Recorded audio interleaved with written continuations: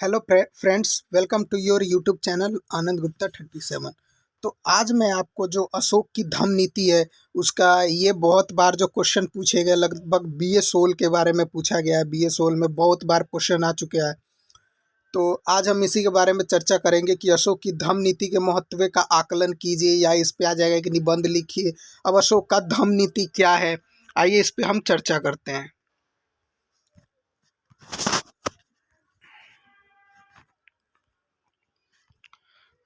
तो पहला है, अशोक जो था, अशोक की धम्म नीति किसे कहेंगे?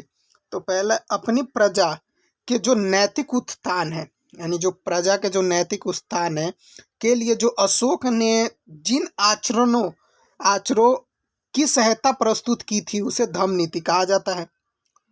और इसमें जो है अशोक जो अपनी प्रजा से नैतिक उत्थान जो के लिए जो अशोक ने जिन धर्मों और आचरणों की संहिता की प्रस्तुत की थी उसे धम्म नीति कहा है।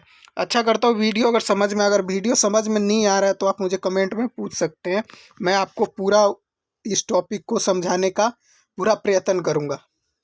दूसरा जो आपका पॉइंट होगा, धर्म एक संस्कृत शब्द है, यानी जो ये जो है ना धर्म, यानी इसमें आपको बताता हूँ कि धम्म जो है, जो धम्म है, इसका जो धम्म जो ये शब्द है, आपको ये जो धम्म शब्द है, ये धम्म शब्द पाली शब्द में है। पाली पाली एक भाषा है, उसमें धर्म को धम्म कहा जाता है। लेकिन जो धर्म जो है क्या है, एक संस्कृत शब्द है, और धर्म का ही पाली भाषा में इसे धम्म कहा जाता है। अशोक ने अपने शिलालेखों के माध्यम से, जो अशोक है अपने शिलालेख के माध्यम से अपनी धम्म नीति को उजागर किया है। यानी अशोक ने जो जो शिलालेख लिखे हैं, जो जिसके माध्यम से जो अपनी धम्म नीति को क्या किया, उसने अशोक ने उजागर किया है। इस शिलालेख पर धम्म के बारे में अपना विचार को व्यक्त कर अशोक ने प्रजा से सीधे बात करने की कोशिश की है। यानी कि जो अशोक ने है एक शिलालेख लिखा था। अब शिलालेख जो लिखा था, शिलालेख पहली बात होता क्या है, तो शिलालेख ये वो चीज़ होती है कि जैसे पत्थर हो गया, आपने पत्थर होगा या फिर कोई सॉलिड चीज़ हो गई, सॉलिड चीज़ पे आप देखे होंगे छेनी हथौड़ी से। आप ताजमहल पे गए होंगे, ताजमहल देखे होंगे, तो ताजमहल पे जो पत्थरों पे लिखा उखा रहता है उसे ही शिलालेख कहते हैं। यानी पत्थरों पे या फिर दीवारों कहीं पे उकेरा गया हो, छेनी हथौड़ी के माध्यम से लिखा गया हो, उसे शिलालेख कहते हैं। तो इस शिलालेख के माध्यम से, यानी जो इस पर जो धम्म लिखा गया के बारे में जो है विचार को व्यक्त कर अशोक ने अपनी प्रजा से क्या है, सीधे बात करने की कोशिश की है। शिलालेख से पता चलता है कि अशोक जो है बौद्ध धर्म का अनुयायी था। ये आप यहाँ पे शिष्य की जगह अनुयायी लिख सकते हैं, या फिर आप शिष्य भी चलेगा, दोनों सेम ही बात है। कोई वैसे नहीं है कि हाँ शिष्य है तो अनुयायी सर ने क्यों बोला, दोनों एक ही बात है। दूसरा है, अगला पॉइंट है आपका, जो शिलालेख से ये भी पता चलता है कि अशोक ब्राह्मण धर्म को भी मानता था।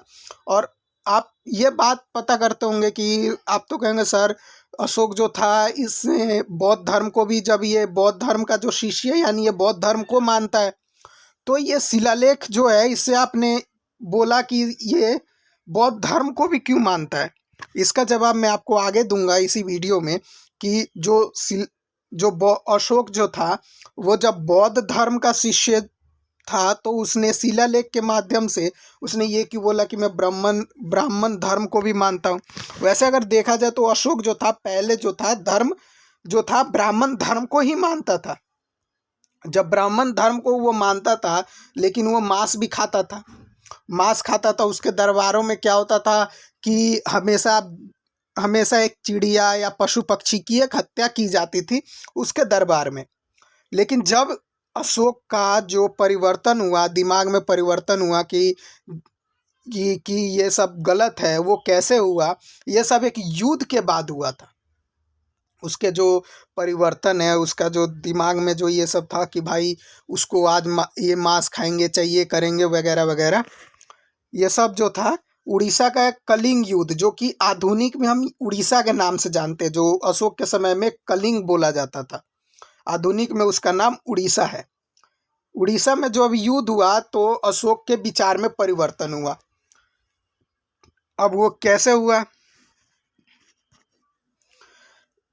कहा जाता है कि अशोक के दादा, माफी चाहूंगा, कहा जाता है कि अशोक के दादा जो चंद्रगुप्त मौर्य हैं ने एक बार क्या करा था, कलिंग पर आक्रमण किया था। लेकिन जो चंद्रगुप्त का अशोक के जो दादा है चंद्रगुप्त मौर्य, कलिंग पर आक्रमण किया। उस समय वो क्या किए कि वो जगह उड़ीसा पे आक्रमण करे, लेकिन वह सफल रहे, वो उस युद्ध को नहीं जीत पाए।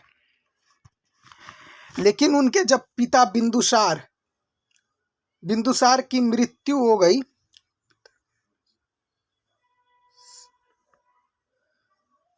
जो अब अशोक के जो पिता हैं, पिता बिंदुसार के मृत्यु आएगा यहाँ पे, मृत्यु